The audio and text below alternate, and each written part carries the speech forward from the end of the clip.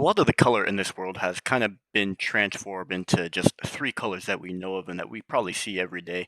I'm wearing one right now. It's white, gray, black. These have become some of these staples in building a lot of new modern houses and recently a lot into some of these developments in fast food. A lot of the times they're also very present in new modern malls or general facilities that tend to market towards younger people.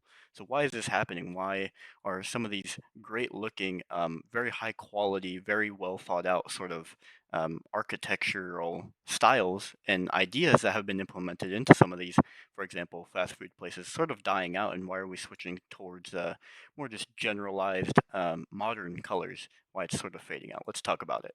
So, one thing is we need to talk about gentrification as an aesthetic. And what do I mean by that? So, we have these sort of examples of these sort of like modern um, I guess internal, I guess like architectures, things, aesthetics, things that people sort of like to put in their houses right now. It's just some bland colors. It's white exterior, black trims, gray flooring, or wood floorings with all these wide open windows. And if you go into New York, you will often find a lot of these sort of buildings, right? It's high rises, skyscrapers. It's these sort of things a lot of the times that you see on social media that people are like, oh my God, this is like so good, so beautiful. And that kind of plays into the mindset. We'll talk about that. But in general, what I mean by the gentrification is that we're going to take a place that has local character. For example, if you have, let's say, a house that is in Arizona or in the Mesa, right, in the desert or something like that, it's probably not going to have the same style or local character as a apartment in New York City, right? It's probably up higher,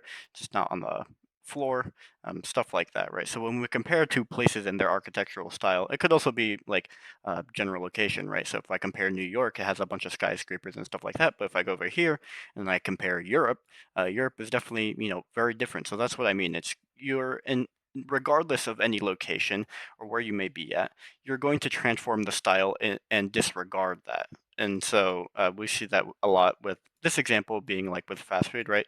Um, McDonald's is everywhere, right? And but regardless of what location it is at, they're slowly transforming them all to be the same. And obviously, there are some that they won't renovate and stuff like that. But in general, McDonald's has their branding and they transform it and they disregard any local character. And it basically won't have any charm, right? So that's kind of what I mean by gentrification. So it's more so, um, I would even say in my point here that it's more embracing tradition. I would say it's more so trying to have a sense of style that anybody could enjoy.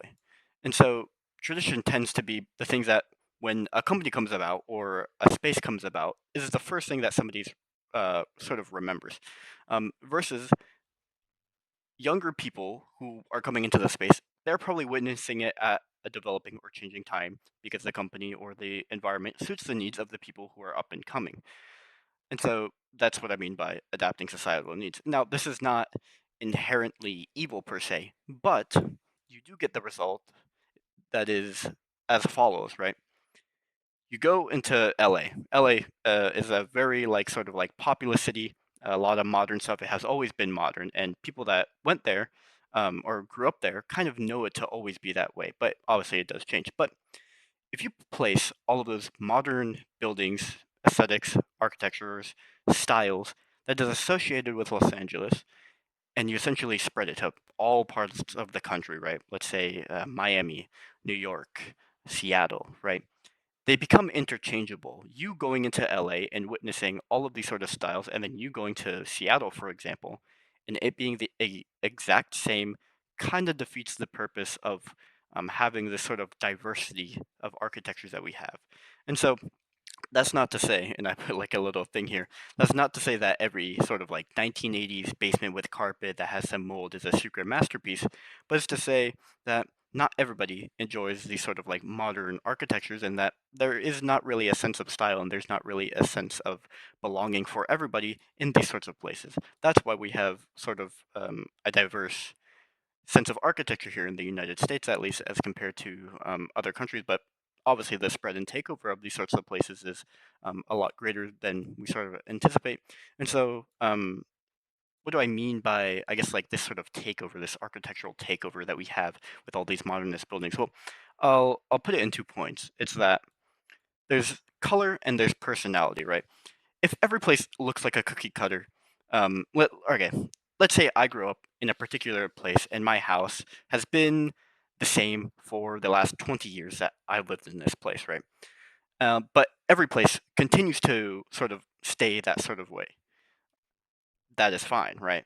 Because I know and I like this visual landmark and I enjoy it in this way, right? That's sort of like tradition. But I wouldn't mind some change around me, right? It'd be cool or interesting if they put a Dollar Tree at the corner of the market over there or something like that, right? But when everything sort of changes and it changes rapidly and everything is like a cookie cutter complex, right?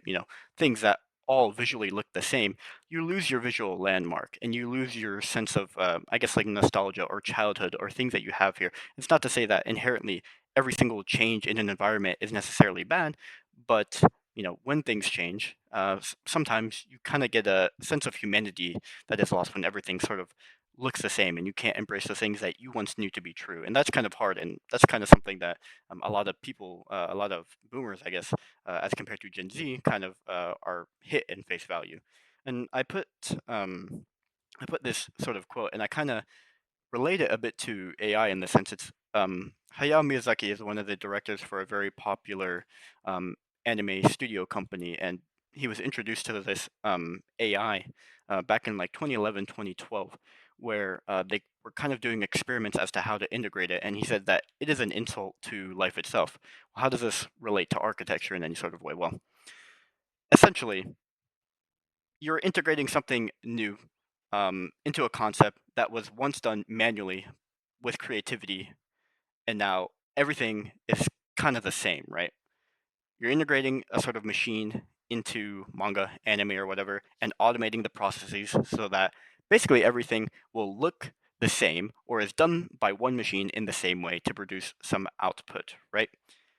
That is kind of the same as what we're seeing here. We're seeing a lot of these companies, example in fast food, like McDonald's or Taco Bell, they're taking this modern approach into taking a simple format that they have, automating it, and just pushing it out without disregard for the local character or communities. And so places like fast food, like particularly McDonald's, I remember going to the Play Place and stuff, and now they've torn it down near my house.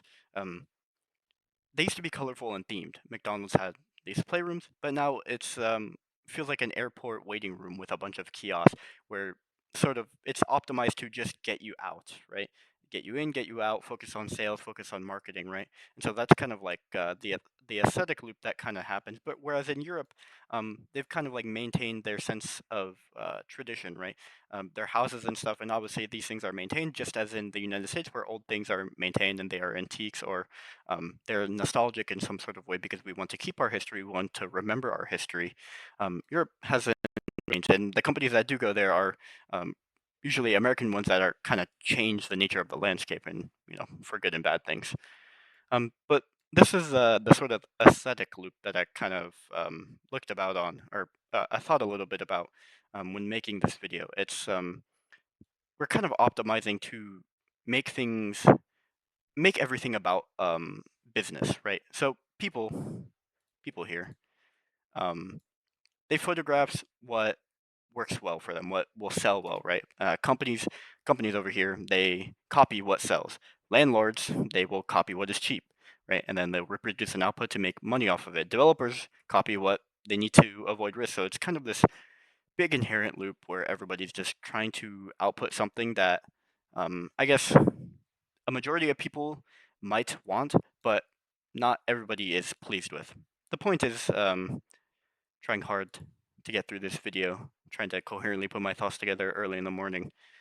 That's, I guess tradition sometimes should be embraced, but also we should not dis- destroy all of the tradition that we have by kind of having this modern sort of architecture push through and destroy some of the nostalgia or destroy some of the, I guess, like tradition that we have.